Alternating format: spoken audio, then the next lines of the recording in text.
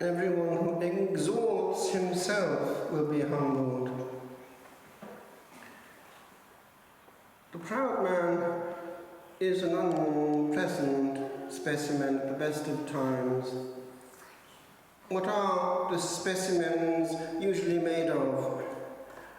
Much noise, many words, much use of the pronouns me and I, much indirect drawing of what they have accomplished, and to boot, much emission of indirect but subtle envy and jealousy for those who take their place.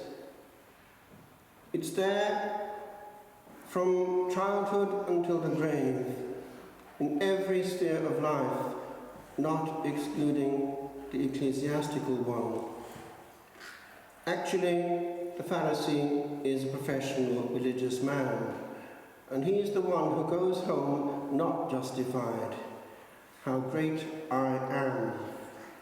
And indeed, to exalt himself, he looks over his shoulder in his prayer made to himself, and not even like this tax collector either. And we think that we are greater than someone else. The person who has realized his own misery knows his own size. A great saint, a great mystic, the one that received the revelations of the Sacred Heart in the 1600s, Margaret Mary Alacoque, once had a thought, a fleeting thought of vainglory and spiritual pride, and instantly she was shown her soul as the Lord saw it. And she was so horrified that she never had a single thought of pride ever again. More than that, she became so crushed by the thought and awareness of the Divine Majesty that looked at her, that when she was alone, she tended to go into kneeling and even prostrate mode. She didn't even dare to sit. She was so aware of majesty. Now, notice the Pharisee is in the temple, and this pride has come into the temple. I hate to say it, but it's true. But there's a new form of clericalism that has come in. It's, whereas before, people used to talk about clericalism in the sense of the clergy who thought they could get away with anything and used to command, the old saying, pay up, and shut up. Well, that has been replaced by a more subtle one. It's the cleric now facing the people who is a great DJ, able to pull out applause, attracting attention, indirect, using the clergy moment of orientation towards God, towards himself, so that people think about him, how great I am. It's out there. There are certain indications that it's out there. You know that from the moment of the offertory onwards, the orientation is vertical.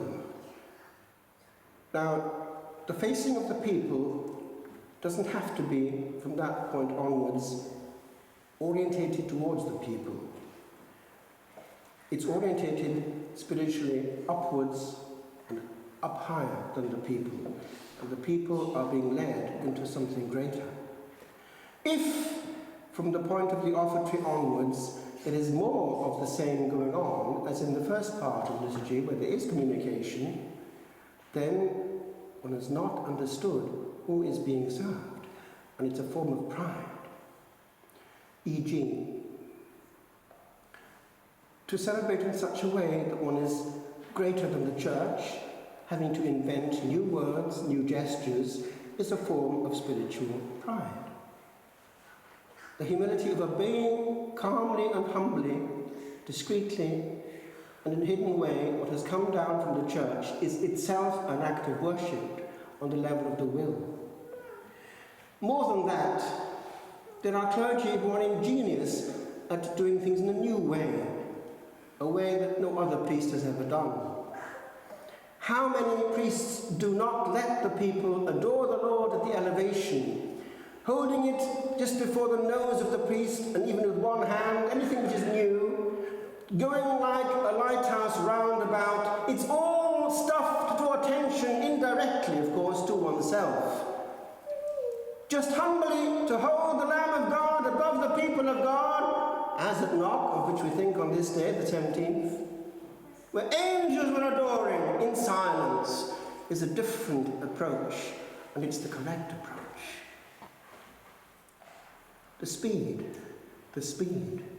How many clergy will not let the people pray because they go at a high speed, so as to get to the notices and then to the cup of tea, the chat. And of course, the people are not exempt either of this contamination. It's very difficult now in a parish to celebrate without being approached against one's wish at Holy Communion by people who want to be seen, who want to serve, but for what motive?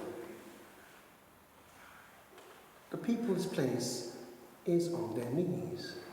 The people's place is in humility.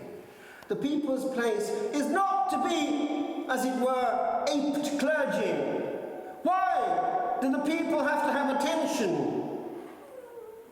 And even the itch to be for a long time in the ambo can be a thorough nuisance to the celebrant. There are some places that one goes to and one person is there all through the liturgy of the word and stays afterwards right through the sermon until the prayers of the faithful, all done, of course, at the maximum speed, all for the sake of participation.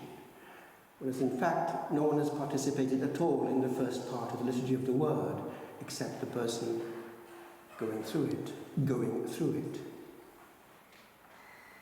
But there is more, and it's more subtle. Compare the way that out there we approach our God in church and also in prayer, to the way that actually the centuries did so before us, humbly. Compare also those places where it has not changed, the East, the monastic East in particular, where precisely this prayer of the poor publican is taken up.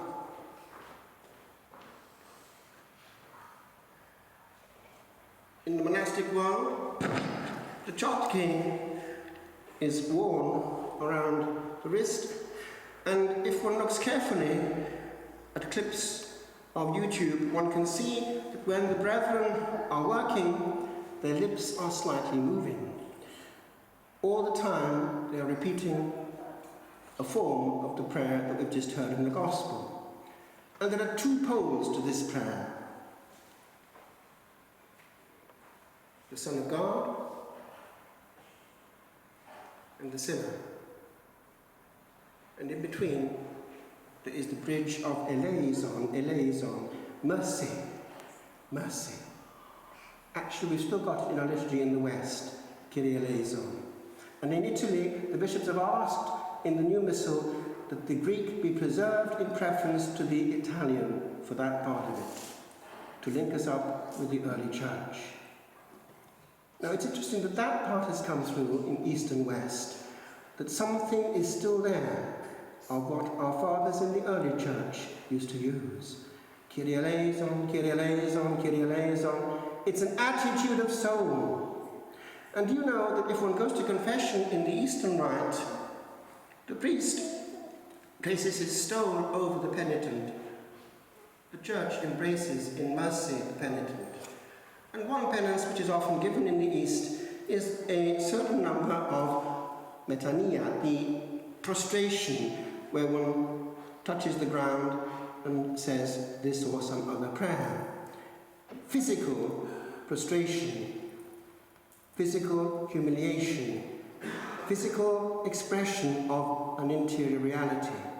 So one sees, therefore, that the very fact, comparing that with coming, standing, receiving and handling the Blessed Sacrament is a form of presumption compared with the humility of our ancestors and what one still finds in the East. Fear and trembling, not presumption of being before a mate and of having nothing to fear. Do you know that a priest is in a very dangerous position? He's so close to Divine Majesty that if he tampers with the one he's handling or handles him badly, he is in serious trouble with regard to his judgment. Priests have an awful time in purgatory for this sin. And if, to boot, he has led the people into bad example and bad practice, he has that also on his conscience. There are priests, alas, who have not made it, and it is not unknown for their lost soul to come out and be heard in exorcism. Amongst others, you have the case of Father Verdi-Garandieu, who centuries ago did exist and lost his soul. And in exorcism, he had to, bit by bit, explain how he'd got to where he'd got. He started off well, notice, but bit by bit, he got into relationships, and bit by bit, he started to get elastic with the breviary. And when facing his Maker at the altar, he couldn't do so in a spiritual way anymore, so all he could do was go through it quickly as a machine. Go through it quickly as a machine. Go through it quickly as a machine. Does that sound vaguely familiar? Now, it's kind of important that we realize what's going on, because we don't realize, people and clergy, that when we're handling the divine mysteries, we're handling a power greater than ourselves, that will not be bullied. And that power, one day, we will face, for better or for worse. The only safe attitude is that of the publican. There's an old hymn in Wales which could be sung with great gusto. William Spantikelian, the great hymn writer, about 1,000 hymns. Pererin pichadir avlan adwyf and sefyll o hir bell. I am a poor sinner standing far off, far off. Compare.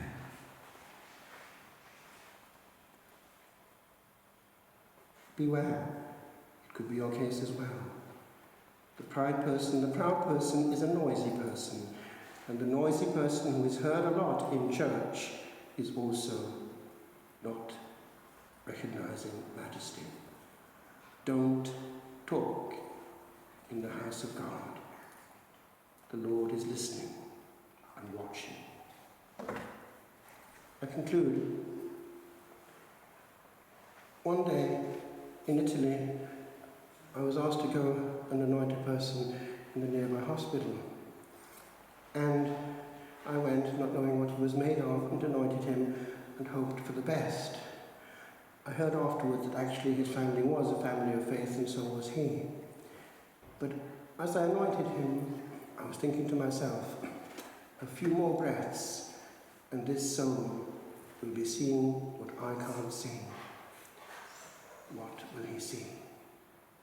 What awaits him? That, my friend, is the big question, the great equalizer. And before it, the only safe posture is the noseward one. I am